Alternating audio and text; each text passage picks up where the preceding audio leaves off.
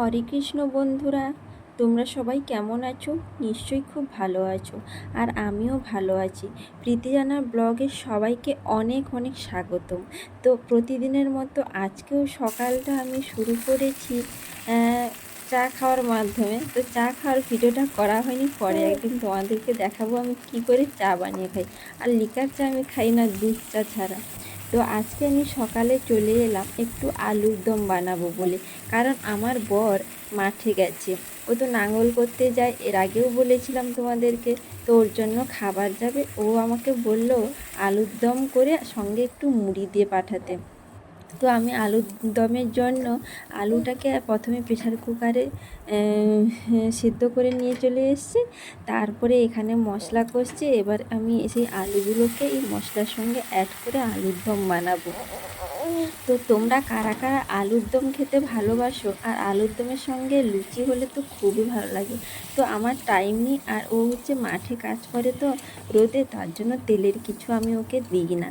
আর আমরা আলুর দম দিয়ে প্রায় মুড়িটা খেতে ভালোবাসি। আর তোমরা আলুর দমের সঙ্গে কী দিয়ে খেতে পছন্দ করো প্লিজ কিন্তু কমেন্টে জানাবে। তো আমার আলুর তরকারি রান্না হয়ে গেছে প্রায় শেষের দিকে।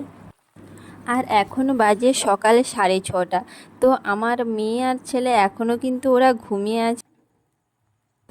তারপর ওকে আমি ঘুম থেকে তুলেই ফ্রেশ করে হোমওয়ার্ক করানোর পরে আইসিডিএস স্কুল থেকে যে ভাত এসেছিলো, ওই ভাত দিয়ে ওকে আমি টিফিন করালাম। তো এখন বাজে ঠিক 10টা। বাইরের ওয়েদার খুব ভালো, রোদ ঝলমলের আবহাওয়া। তো আজকে আমি আমার বাবুকে যে স্নান করাবো, কীরকম জল বসাই সেটা আমি তোমাদেরকে দেখাবো। ওকে রোদে জল বসিয়ে সেই জলটা গরম হলে তারপরে আমি স্নান করাই। তো জলটা নিয়ে নিয়েছি। আর এটা হচ্ছে দূর্বা ঘাস জলে ফেলে দিই। তারপরে যেটা দিই হচ্ছে একটু হলুদ আর তেল অ্যাড করে দিই।